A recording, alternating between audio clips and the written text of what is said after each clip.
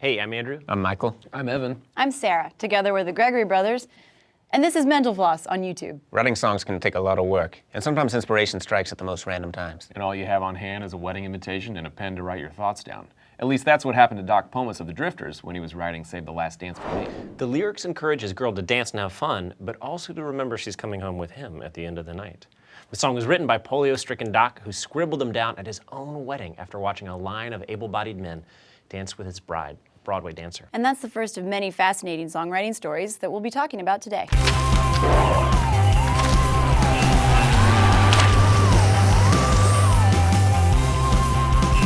Let's start our playlist with Kris Kristofferson, the renowned singer-songwriter slash history professor slash janitor slash helicopter pilot, who combined 3 of those 5 skills into one amazing songwriting pitch. In 1969, as Johnny Cash later recalled it, he and June Carter Cash were at their Nashville area home when a helicopter landed on their lawn. Kristofferson stepped out of the chopper with a beer in hand and announced, "I thought this might be the best way to get a song to you. Bring it right out of the sky." Kristofferson, however, says that Cash wasn't even at home when the helicopter arrived. Either way, his song, Sunday Morning Coming Down, was a #1 hit for Cash the following year. Kristofferson isn't the only offbeat guy to write songs for the Man in Black. Shel Silverstein, yes, the children's author, wrote one of Cash's biggest hits. It's long been rumored, though not confirmed, that a boy named Sue was inspired by a friend of Silverstein's who also had an ambiguous name. Gene Shepard, who wrote the book A Christmas Story was based on and narrated the movie version. One of the greatest songs ever written was originally an ode to protein, written when a young Paul McCartney woke up with a little tune in his head, picked it out on the piano, until the real lyrics came to him quite some time later. Yesterday, all my troubles seem so far away. McCartney made do with the nonsensical lyrics, scrambled eggs, oh my baby, how I love your legs. Scrambled eggs. Oh my baby, how I love your legs. Speaking of mid-slumber song inspiration, on May 9th, 1965, Keith Richards woke up in the middle of the night with a riff in his head. Instead of going back to sleep, Richards dragged himself out of his bed, picked up his trusty acoustic, and recorded about 60 seconds of a guitar part. Dun, dun, dun, dun, dun, dun, dun, dun, dun. Those 60 seconds would become the basis for Satisfaction. Upon hearing Bob Dylan's protest song, Blowin' in the Wind, on the radio, Sam Cooke apparently exclaimed, "Geez, a white boy writing a song like that?" leading him to write A Change Is Gonna Come the following year. Bonnie Raitt's 1991 hit, I Can't Make You Love Me If You Don't, was inspired by a man who was in court for shooting at his girlfriend's car. The judge asked the man if he had learned anything, and the man replied, "I learned, Your Honor, that you can't make a woman love you if she don't." But what's even more fascinating is that the song was written by former NFL lineman Mike Reed, who was the #7 draft pick in 1970. Between seasons, he was a pianist for various respected symphony orchestras across the U.S. He also won a Grammy for writing a country song in 1984, making him the only NFL player to do so ever, in all time, throughout the universe.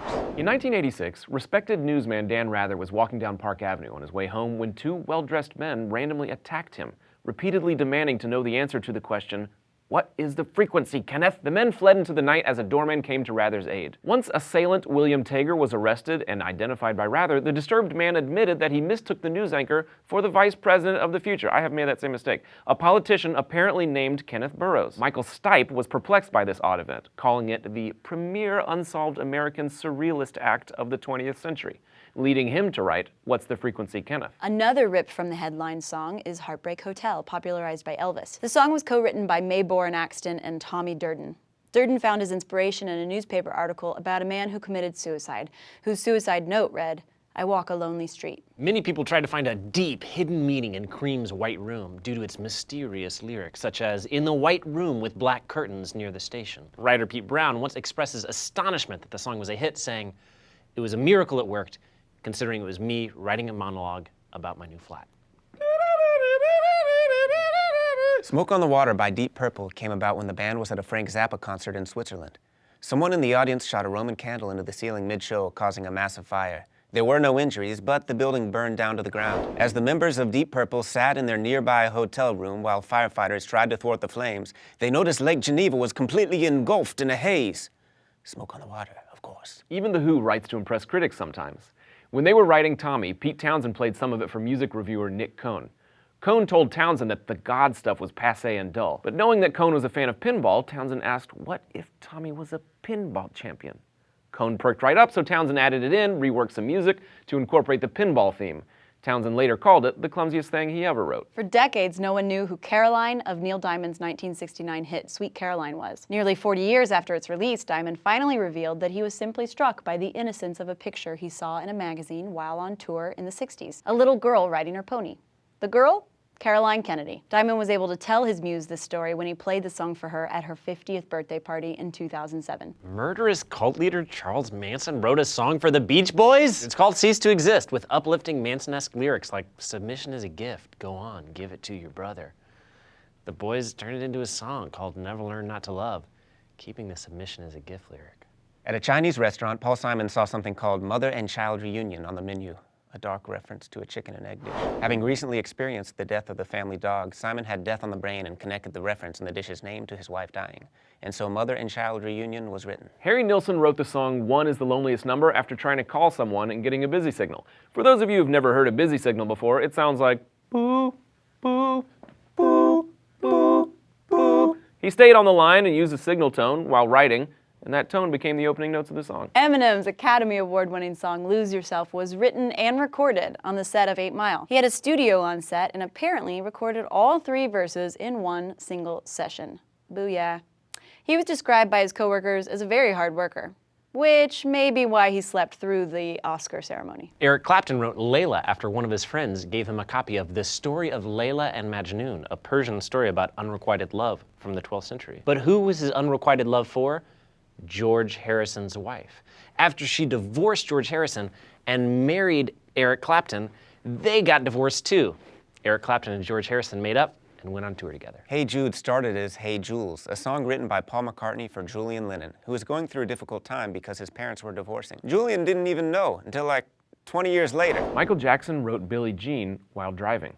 He claims that his car lit on fire while driving on the highway because he was so enamored with the song as he was writing it. A motorcycle luckily drove past Jackson and alerted him to the car trouble. Hey, your songwriting is lighting your car on fire. Nirvana didn't like Smells Like Teen Spirit when Kurt Cobain first played it for them, so he forced the group to play the riff for an hour and 30 minutes. Eventually, inspiration struck and the group was convinced that the song would work, after deciding to slow the tempo down a bit. The late great Ray Charles' song What I Say came from a moment of improvisation at the end of her performance when he had no songs left to play but 12 minutes left in the concert. Before writing it on the spot, he said to the orchestra who was accompanying him, listen, I'm gonna fool around, y'all just follow me. Let's go through some songs written about people you may have heard of.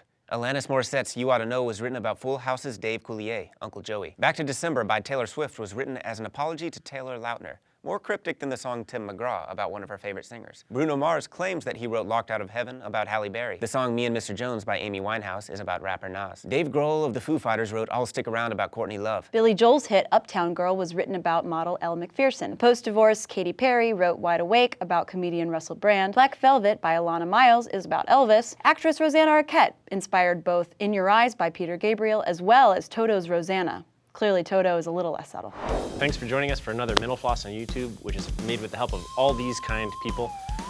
We're the Gregory Brothers. If this video made you hungry for more songs, come check out our channel here, and after you really like it, you can subscribe over here. Every week we endeavor to answer one of your mind-blowing questions. This week's question comes from Blogging with Maddie, who asks, is it true that some people see colors differently than other people? Like their blue could be my yellow.